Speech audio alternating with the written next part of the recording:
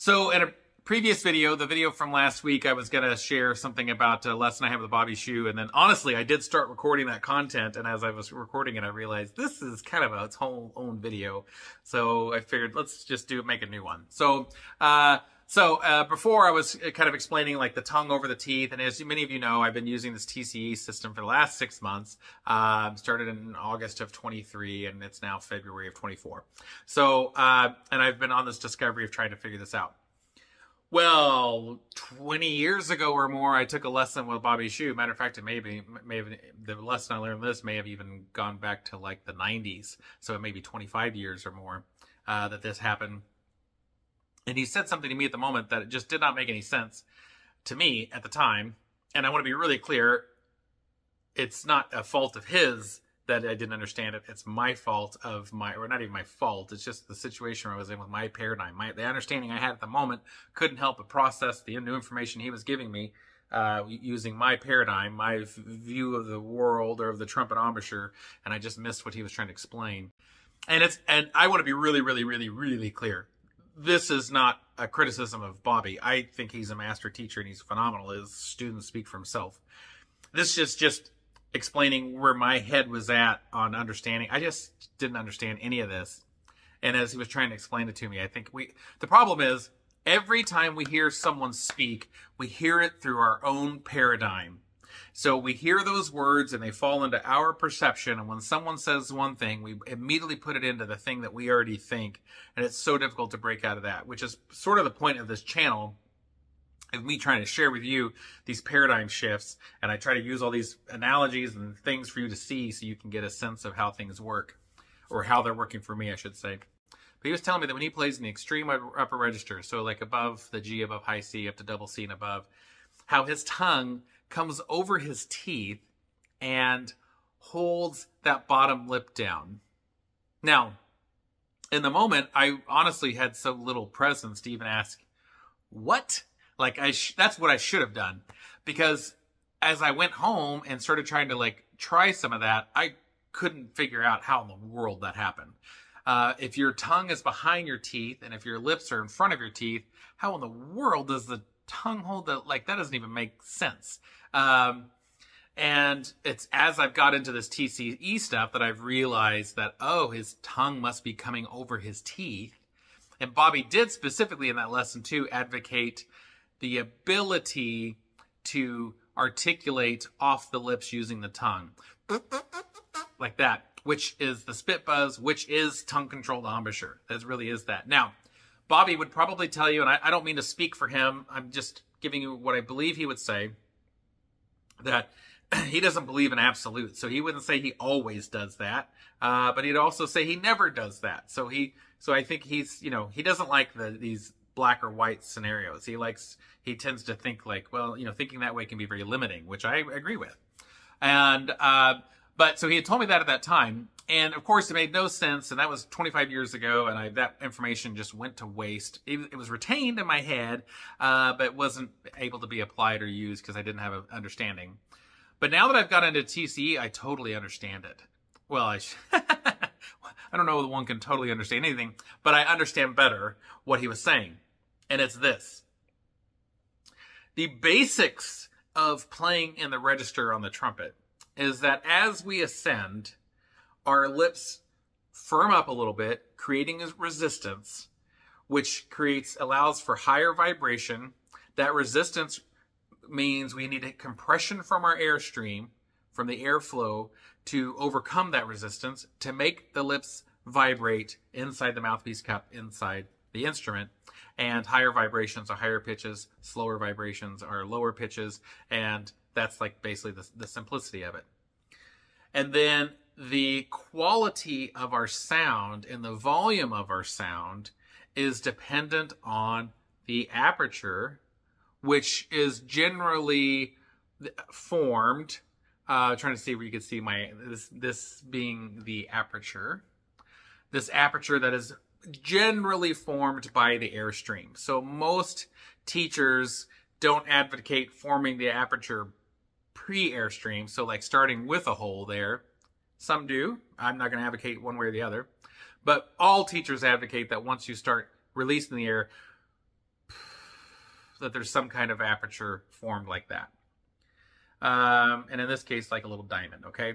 Now, if we think about this, let's think about it like we would an oboe reed. And hopefully all of you have seen the opening of an oboe reed. You know, an oboe reed has an opening that's like something like that.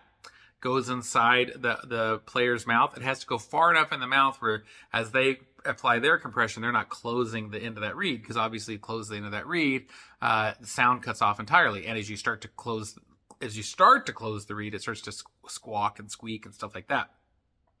But the key for the oboe is to be able to provide increased air compression and a little bit of resistance here without having the opening of that reed just totally shut down and cause all sound to stop. Well, it's really the same thing with the trumpet, and Wayne Bergeron has made this analogy before. So as we know, as we ascend, what we are doing when we ascend is we are creating some firmness here in our lips and our embouchure. That firmness is creating resistance to the airstream. We then compress the air in our bodies to overcome that resistance in the airstream to create higher oscillation pitches, higher pitches, basically.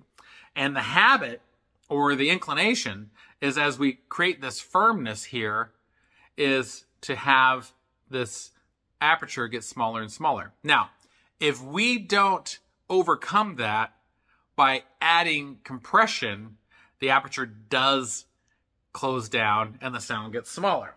And we can demonstrate that by keeping the exhale force consistent and allowing that to get smaller as we ascend.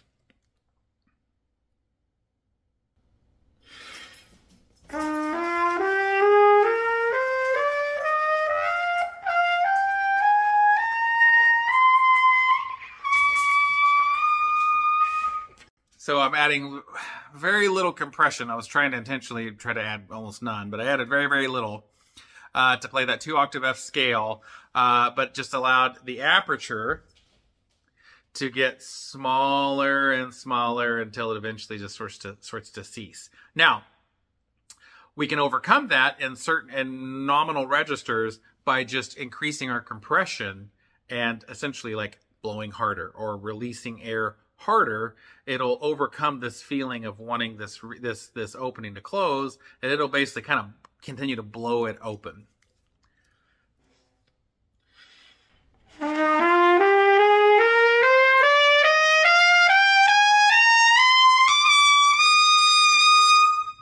So as I'm ascending there, I'm blowing harder from compressing from from my stomach to basically keep that open. Now, what Bobby was explaining to me, I think, is that works to a point, but there comes a point around that high G, high A area where you just kind of can't blow hard enough to keep that open without like blasting. Like your compression forces here are stronger than the forces of of respiration, and we're now taking our little delicate oboe reed and we're just closing it shut. And so what he had learned was that with the tongue coming over his teeth and resting on the bottom lip, he could therefore, I'm like out of fingers here. He could take that bottom lip or that tongue, well in this case it'll be the tongue, and this my thumbs are the bottom lip. He could kind of put that and hold that down, right? So again, lips and tongue, he could have that come through and put pressure on that bottom lip so that the bottom lip isn't coming up. So let's say as we're in the action of playing, ba, like that, now we have an aperture. These are our lips, so we have an opening, and the tongue is resting in there, and it's kind of, the lip is doing this up against if you're using TC, it's kind of doing this up against it, and it's adding forward pressure to it. We kind of get that bevel like you have in the Gordon stuff, but it's up against the lips itself. And then as it bevels, it's putting pressure on the bottom lip to keep the bottom lip from coming up and sealing everything shut. So we're keeping that aperture the same. And generally, if you're able to create firmness and resistance through the lips, then the size of the aperture determines your volume. So if you have a very small aperture, your volume is going to be really quiet. It's going to be softer. But if you have a very large aperture, the volume is going to be much louder. So if you're trying to play loud high notes, you'll need to be able to allow this to stay open while you're adding maximum compression or more compression through your body to create loud high notes. And you'll have, as you create firmness here, the habit, the instinct, the physiology is for that bottom lip to want to come up and close. But once it closes, we heard what happens to the sound. The sound gets narrower and narrower and narrower and then seals off entirely. And that sealing off entirely could happen instantaneously if you just added a lot of compression here, because I can hold my lips together harder than what I can blow through. So, I mean, I can do that. So, and you can too. So, but the tongue coming through allows you to be able to put pressure on it to hold it down so that there's still an aperture through there to vibrate off the tongue and make a sound. Does that all make sense? That's essentially my understanding of what's happening with TCE. And because of that, I believe that nearly every successful lead trumpet player that has the command of that register for above high G, I think they're all using TCE by the time they get to that point. Some version of it. They're using some piece of it. Because in my experience, it's impossible to play up in that register consistently if you're not able to keep that aperture open. At least I haven't figured it out yet. And I think what they're doing is what Brian Davis talked about, is that they may have some awareness of the tongue getting closer to the lips as they ascend. They may not have the awareness of that tongue being in contact with the lips all the time, and it may not be there all the time. But as they start getting that register, I think all of the really, really successful like high note guys that can play, and by the high note people, I mean people that can play high, so above G above high C, can play loud in that range, and can play it with great endurance. So all night, essentially. I think they all have to be doing this. I think it's the only way that it works. At least it's the only way I've discovered at this point. Okay, kind of a long video. Hope that you kind of helped through there and found this useful. But give me your feedback. What do you guys think? Are you finding this as well? Does this make sense? Did some of you have an aha moment over something I said? Or do you think something entirely different? You think I'm just full of it or that I'm wrong? I'm eager to hear all points. Thanks for watching. Take care.